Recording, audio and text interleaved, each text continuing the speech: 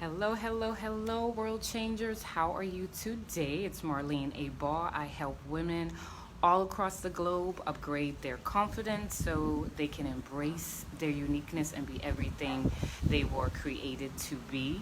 I've been doing lives on how to build your self esteem, and yesterday's tip was basically to embrace your uniqueness. So I want to take a pause on that one. I'm going to be going through, I wrote an ebook. I'm going to be going through that ebook, and it's called, Oh, So I'm Not Supposed to Fit In, A Fresh Perspective to an Old Mindset. Hey, Patricia, how are you?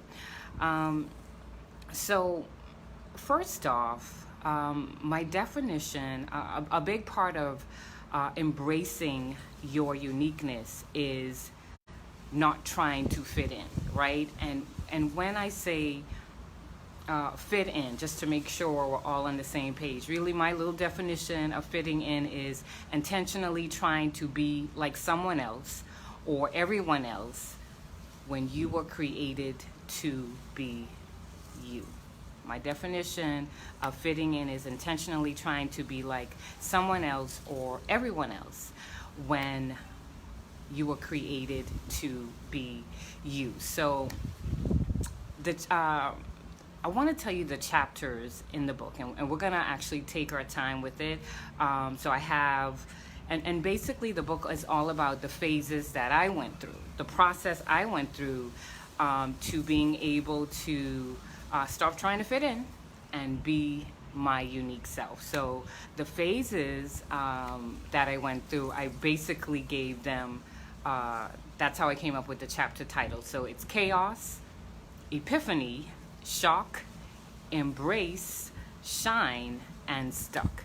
So again, that's chaos, epiphany, shock, embrace, shine, and stuck. So I want to read you a quote from the first chapter, Chaos, right? It says, when you try to fit in, there is a war going on inside of you. When you try to fit in, there's a war going on inside of you.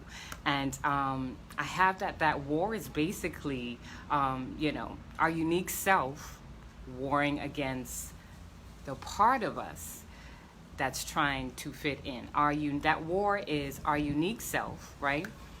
Warring against a part of us that's trying to fit in. So basically, when you try to fit in, you're fighting against your natural makeup. You're going against the grain, right? And when you do that, that's going to cause chaos.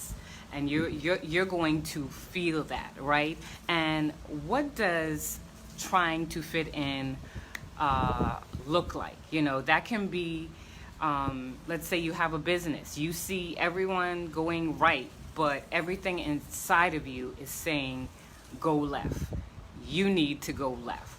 Stop trying to be like everyone else. Stop trying to do what everyone else is doing. That's a part of embracing your uniqueness. And I'll give you a personal example.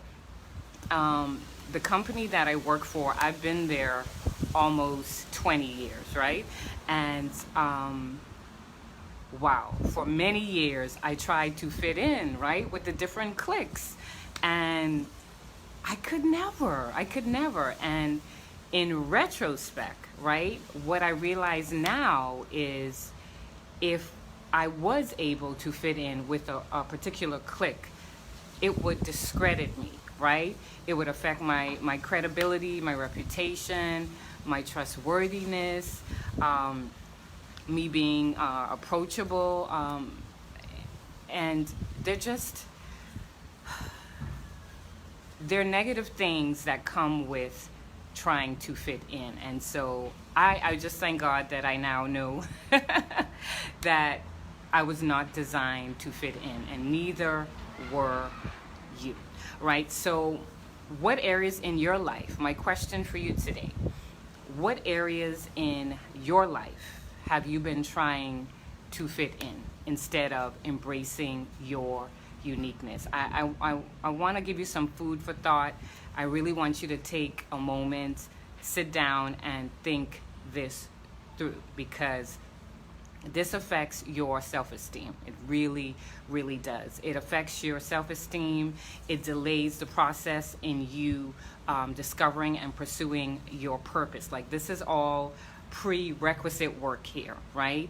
A big part of embracing your uniqueness is attached to your self-esteem. It's attached to your confidence. It's attached to you discovering and pursuing your purpose. So again, that question is, what areas in your life have you been trying to fit in instead of embracing your uniqueness? And this is, your personal life, your business, your education, your family life, with your kids, being a mom. What areas are you trying to fit in instead of being your unique self? So that's it for today. Tomorrow, because in my book, yes, I talk about my journey, the phases I went through, but I pulled a Bible character in. I pulled in Joseph, and so he walks alongside this journey I'm talking about. So tomorrow,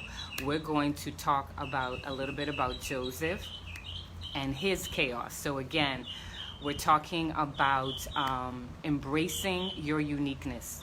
Hey, Crystal, how you doing? We're talking about embracing your uniqueness, which is all about not trying to fit in. Be who you were created to be. We want to get to the place where we are always marching to the beat of our own drum. That's where we need to get to, and we need to be unapologetic about this thing. Right, sisters? Are you with me? Are you with me or what? We need to be unapologetic about embracing our uniqueness. We really, because it's all wrapped up in our original intent, right? Tapping into our original intent. When we try to fit in, what we do is we dim our light, right? You with me? You agree with me? When we try to fit in, we dim our light. We water down our gifts and talents. And for what? What do we accomplish by dimming our light? Nothing good comes out of it, right? Nothing good. At least I can't think of anything good. If you can, let me know. But I can't. So that's it for today. Embrace your uniqueness. And a way we can do that is by stop trying to fit in. We were not designed to fit in. We are each a masterpiece. We are each one of a kind, and it's time to embrace the fullness of that. All right, I will see you tomorrow. We're going to talk a little bit about Joseph and the chaos he went through. All right, see you tomorrow. Bye-bye.